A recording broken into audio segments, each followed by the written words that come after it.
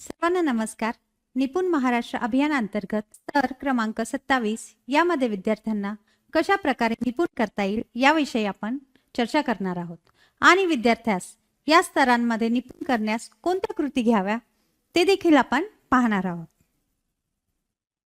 स्तर क्रमांक 27 स्थानिक किंमत संकल्पना वापरून 99 पर्यंतच्या संख्याची बिनहाच्याची वजाबाकी करतो.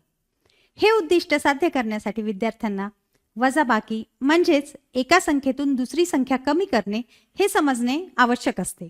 विद्यार्थी स्थानिक किमतीच्या मदतीने 2 अंकी संख्यांची बिनहाच्याची वजाबाकी करताना विद्यार्थी चुका करतात.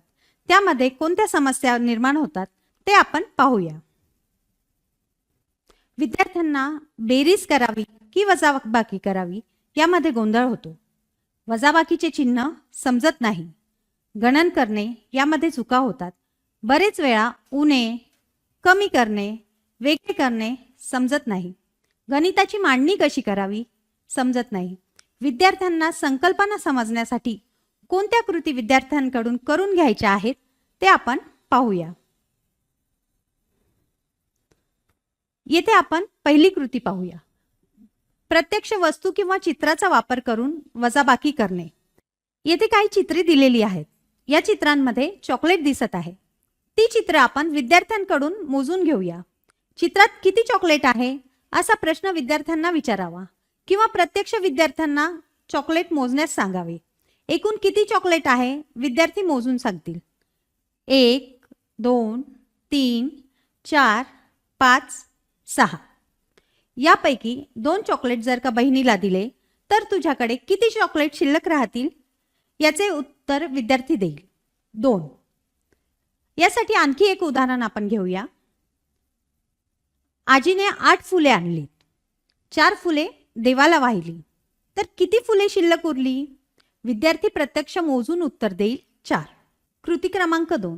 विद्यार्थ्यांना प्रत्यक्ष वस्तू दाखवून किंवा वजाबाकी संकल्पना त्याच्याकडून दृढ करून घ्यावी. तसेच आपण चित्र कार्ड याचा देखील वजाबाकीसाठी वापर करू शकतो.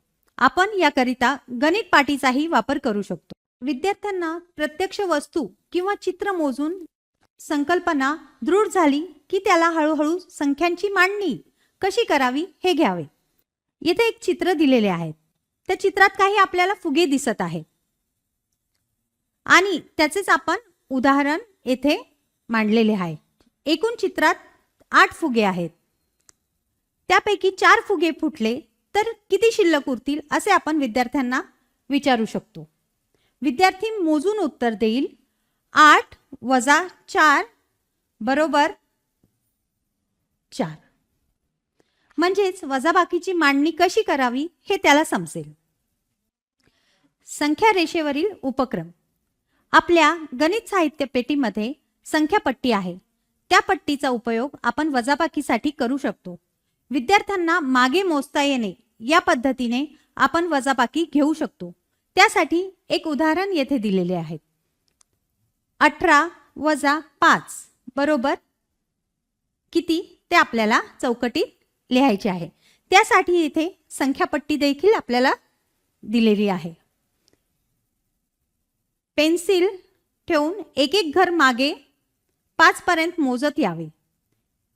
1 2 3 4 आणि 5 आणि अतिशय सोप्या पद्धतीने विद्यार्थ्याला उत्तर मिळते. हाच संख्यापट्टीवरील उपक्रम आपण फरशीवर देखील घेऊ शकतो. 1 ते 20 संख्या लिहावी आणि विद्यार्थ्याला 20 अंकापर्यंतची वजाबाकीची उदाहरणे सोडवण्यास दिली असता विद्यार्थी जितकी संख्या कमी करायची आहे तितक्या उड्या मारून विद्यार्थी उत्तर मिळवू शकेल. अतिशय मनोरंजक खेळ विद्यार्थ्यांसाठी होऊ शकतो. येथे संख्यापट्टी दिलेली आहे आणि आपण पेन्सिल 18 या क्रमांकावर ठेवलेली आहे. पेन्सिल 5 घरं मागे एक एक घर करत असं 5 घरं मागे येऊन आपण 13 या संख्येवर येऊ आणि आपल्याला उत्तर मिळेल 18 वजा 5 बरोबर.